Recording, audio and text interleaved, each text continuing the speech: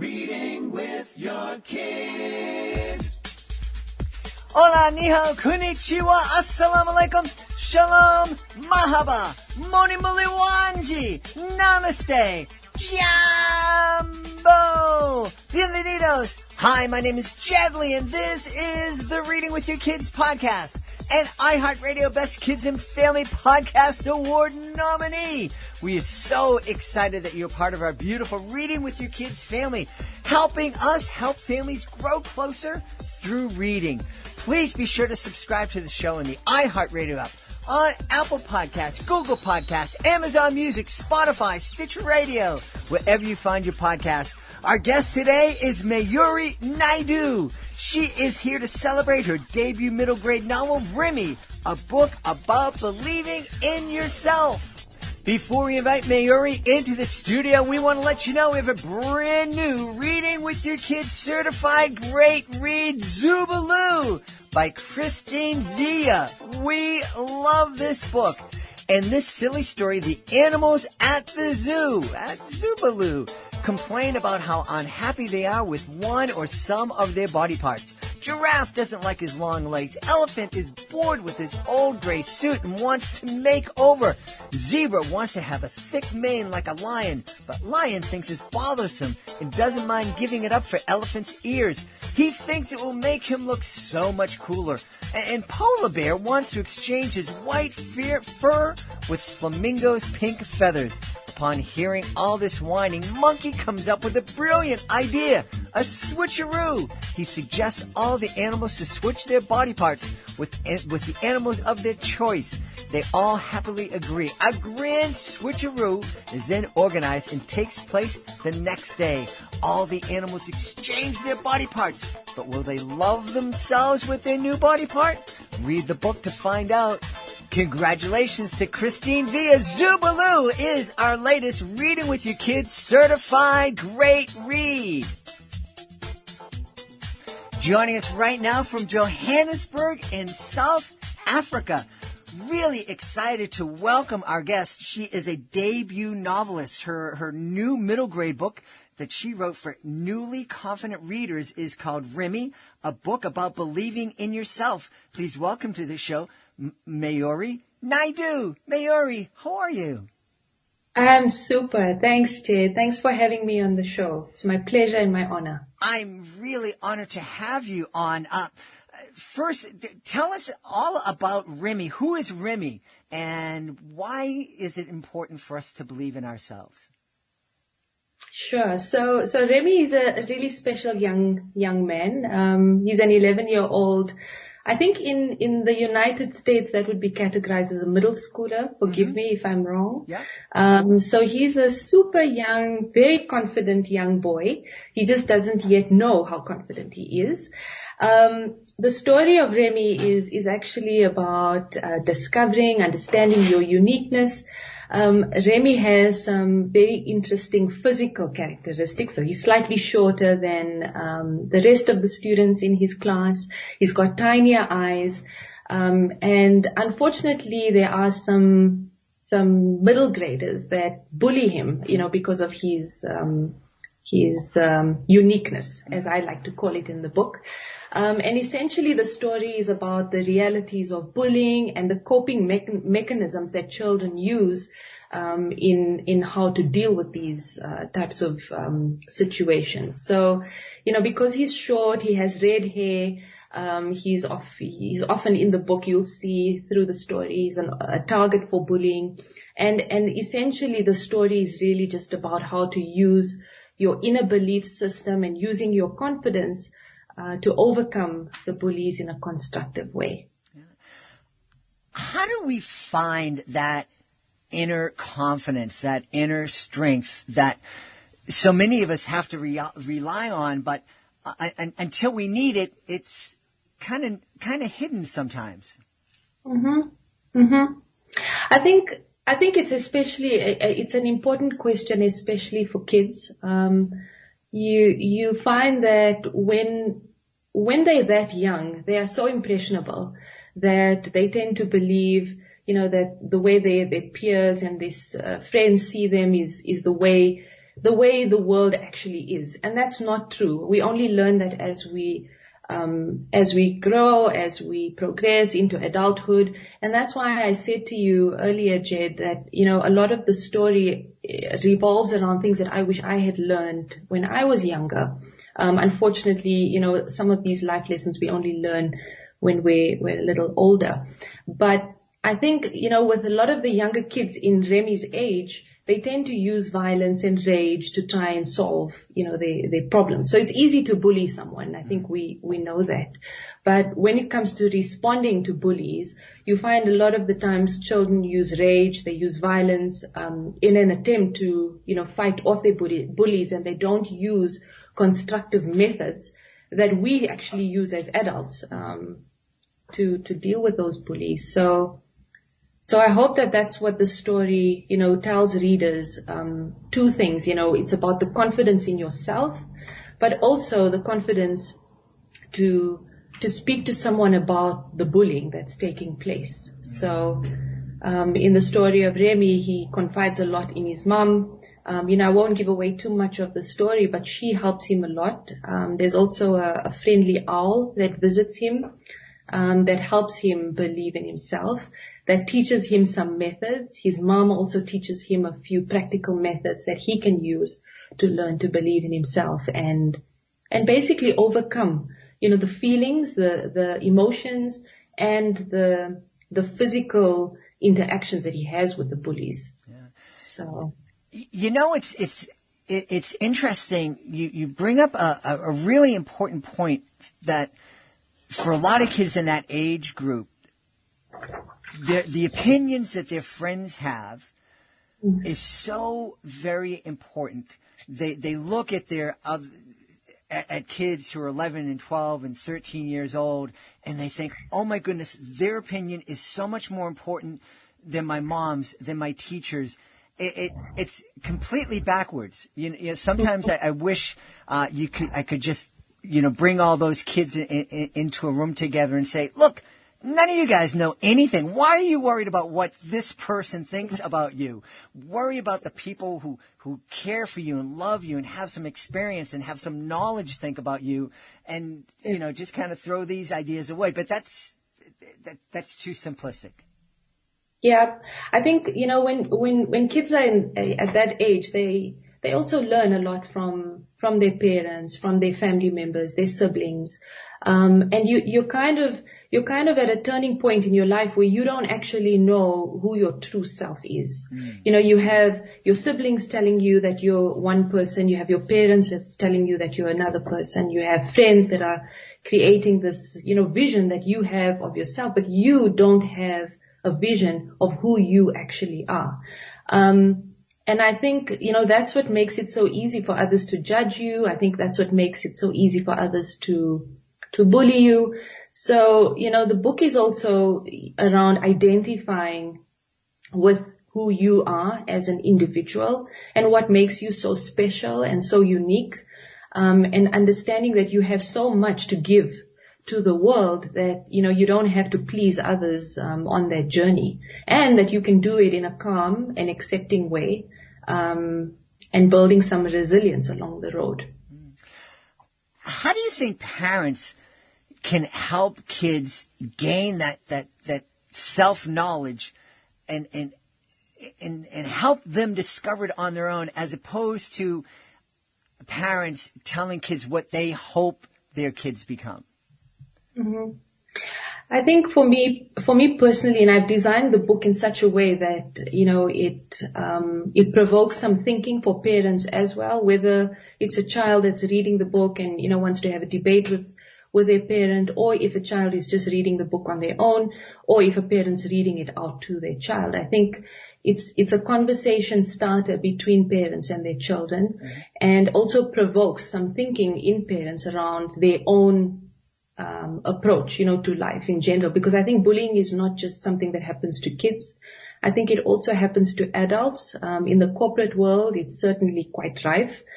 And I think, parents can also learn a few messages, and I say that with a lot of humility from my book, in that if you learn how to believe in yourself, how to identify with your true self, it makes it a lot easier for parents to guide their kids by doing and by showing, as opposed to by telling them that this is how you should be and this is how you should react. I think parents learn a lot by what they see their parents do, by what their parents say, as opposed to what they're being told. Yeah. Boy, oh boy, we've had so many people on the show talking about, if you want your kid to become a reader, then they should be seeing you read. They should see you with a Kindle, with a book in your hand, reading a magazine, reading a newspaper, whatever it is, reading, shutting off the TV and spending time every night reading. And I think it's true. If we want our kids to be self-confident, then it's really important for them to see that we have confidence in ourselves and have a great idea of who we think we are. Yeah, absolutely. I think we don't talk about it enough. Even people who don't have kids, I think we don't talk about it with our partners enough, with our families, with, siblings who have kids. Confidence is not just about, showing the world that you have confidence. It's also about the drive and the ambition that you have within yourself to set goals, to meet goals. It's such an important part of our lives. So I don't believe that it's only for kids. Mm-hmm. I think that even if you read my book and you at least have one conversation, about, self-belief, self-mastery, and just, talking about it, for me, is good enough. Yeah. Yeah. Now we mentioned early on, this is your debut, children's book, your debut novel. And before you decided to write this book, you are a lawyer. Tell me, how did you get from being a lawyer and advocating for others to becoming a children's author? Wow. Well, lawyers and books go hand in hand. I think that's a given. Lawyers and reading and words go hand in hand. I've always loved reading.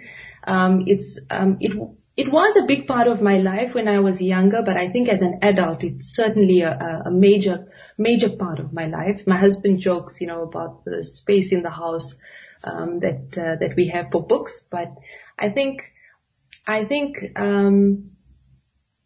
so books and reading has always been a big part of my life. And as I've progressed through my journey of learning about self-belief and self-confidence and kind of just learning to rely on myself. I think through that journey, I've learned how important it is to share that knowledge with others. And because books have had such an impact on me, I figured that, the book was the best vehicle for doing that. I also find that sometimes if you read a book and you share what you've learned from the book with others, people tend to think that you're preaching and you kind of trying to influence them in a negative way. So, my book is, like I said, a humble attempt, to say to the world that this is what I've learned and I think it would be valuable to you. Take what you need from it and totally discard the rest. And hopefully, you learn something from it and you can share it with your kids. I mean, I think it's well known that kids are the leaders of the future. We talk about it so often. In South Africa specifically, we've got such a high rate of gender-based violence. Bullying is super high, on the priority list of our Department of Education. So I think these are topics that are really relevant for our current communities. I do too. I think it's important for us to understand that the idea of bullying and violence and injustice, there's a big kind of focus on those kind of things happening here in the United States, but these are issues that are around the world. And there's prejudice and racism all throughout the world, and it's not always black and white. It's different tribes and different ethnicities in different parts of the world. And how do you think we can get to the point where we're able to look at another human being. You and I are looking at each other and we're different. I'm an incredibly old man. You're a young woman. How can we get to the point where we are able to just see another human being, another member of my family? Wow. That's such a powerful question. And through my journey with yoga, and I do talk a little bit about this in the book, through my journey with yoga and meditation, I've learned so much about the oneness, of humanity and how we are all part of, something that's so much bigger than ourselves. And I think the simple answer to your question, Jed, is we need to realize that we all are quite similar, more than we are different. And we all are good, as a foundation. And there's no person that's born evil. There's no person that's born, born hating someone or disliking someone or with all these negative traits. They are all learned behaviors. And I think when we realize that we're all in it together, firstly, we're all more alike than we are different, I think that would be a good place to start. Yeah. And I also believe that what you're talking about in Remy, that the confidence, when we are confident, we're less likely to be afraid. We have more courage. And I think that I think a lot of the hatred it comes from fear. And I think if we can help our kids develop that confidence that you and I have been talking about, that's one step for them to be less fearful of people that seem different, that people that they don't understand yet, and will give them that courage to kind of go out and explore and to get to know someone. Yeah, absolutely.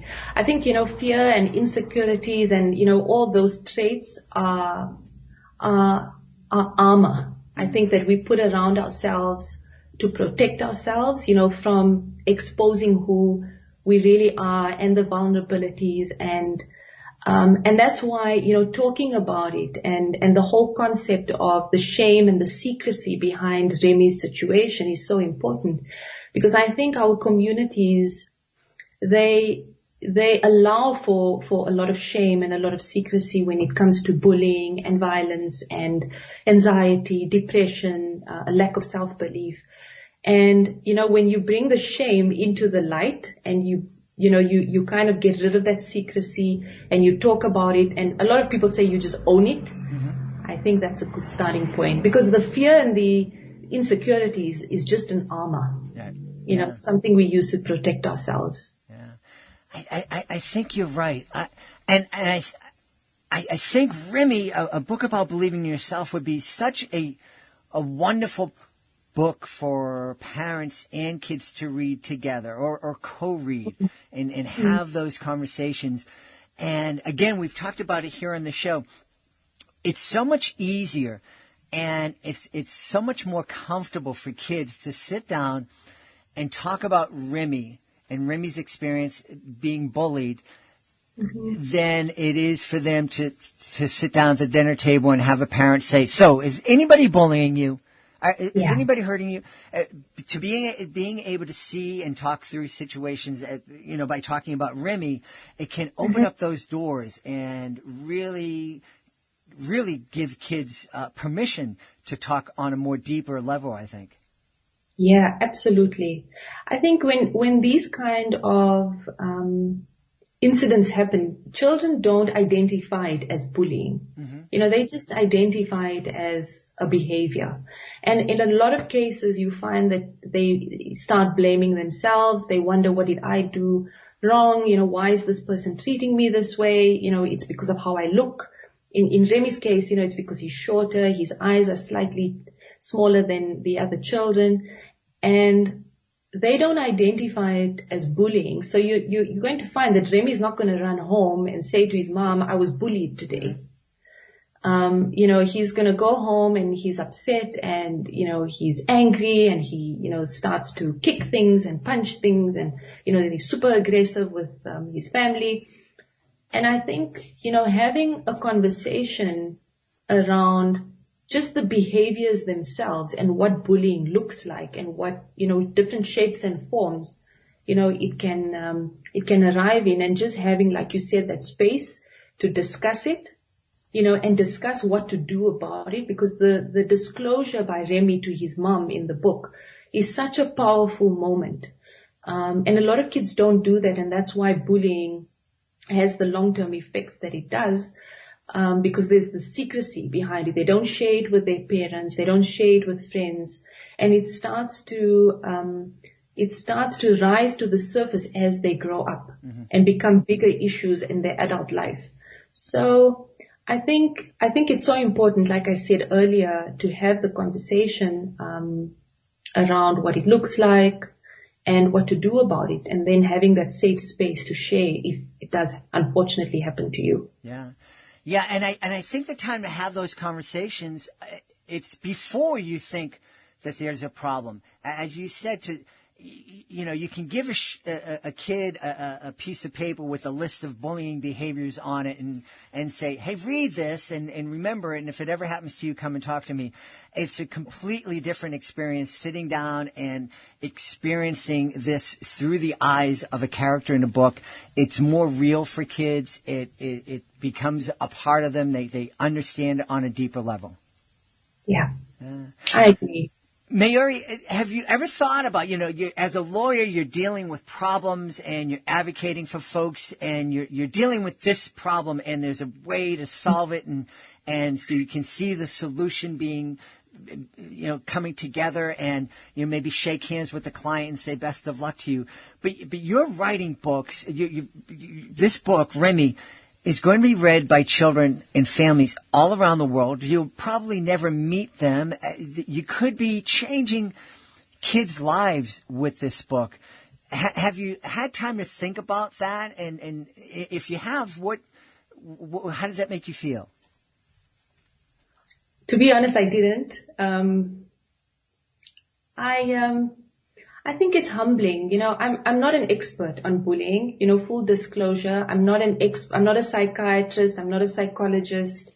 This is really just a book from the heart. And I really believe that this is the difference between a child who will, make all their dreams come true, or a child who will live their life in the darkness. And if you have a child that, meets their goals, for me, the job is done, even if that's just one child. So it's a very special book for me, not just because it's my first one, but because, like you said, the impact is so great. Yeah.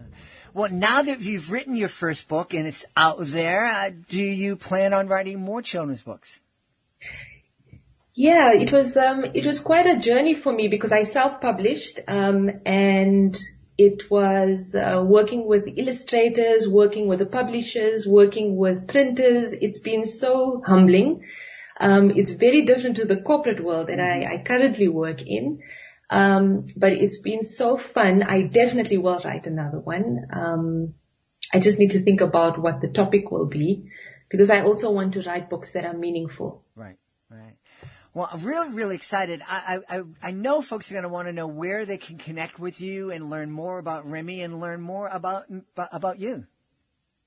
Yeah, thanks. So we have, the book is currently on the Kindle store, available on pre-order. The official launch date is the 1st of April. It's also on the Kobo bookstore, the Rakuten Kobo bookstore, also available on pre-order, official launch date on the 1st of April. Or you can go to the publisher's website, which is kayorimai.co.za, where there's a lot of information about me as the author and a little bit about the book and where you can purchase the book. Awesome. Well, we've had a wonderful time speaking about Remy, a book about believing in yourself. And we've been speaking with the author, Mayori Naidu. Mayori, thanks so much for being part of the show. Thank you for having me, Jed. It was really my honor. I really enjoyed speaking with you. Thank you. Please be sure to join us for the next edition of the Reading with Your Kids podcast. Our guest will be Yobi Q. She'll be back to celebrate Asian Adventures A to Z. We'll also be celebrating Asian American Pacific Island Awareness Month. That's the next episode of the podcast. If you are an author of a great children's book, you want to do yourself a favor and check out our Certified Great Read program. You know, it is so difficult for a book to stand out amongst the thousands of books that are published every single month. The Reading with Your Kids Certified Great Read program is a great way to let families know that your book is worthy of their consideration. Check it out today. Go to our website, readingwithyourkids.com. Click on the Authors Click Here button at the top of the page. Scroll on down to Certified Great Reads. Want to thank the folks who made today's show so wonderful. Of course, we want to thank our guest, Mayuri Naidu. Please be sure to check out Remy, a book about believing in yourself. Also want to thank my team, Alejandro Doherty, Fatima Khan, Alexia Brown. I want to thank my beautiful wife for all the support she gives me. I want to thank my beautiful, amazing dog, Augie the doggy, keeping my back safe here in the studio. But most of all, we all want to thank you. Thank you so much for taking the time to join us today. And as always, thank you so very much for taking the time to make the world a better place by reading with your kids. I'll be looking for you in the next edition of the Reading with Your Kids podcast.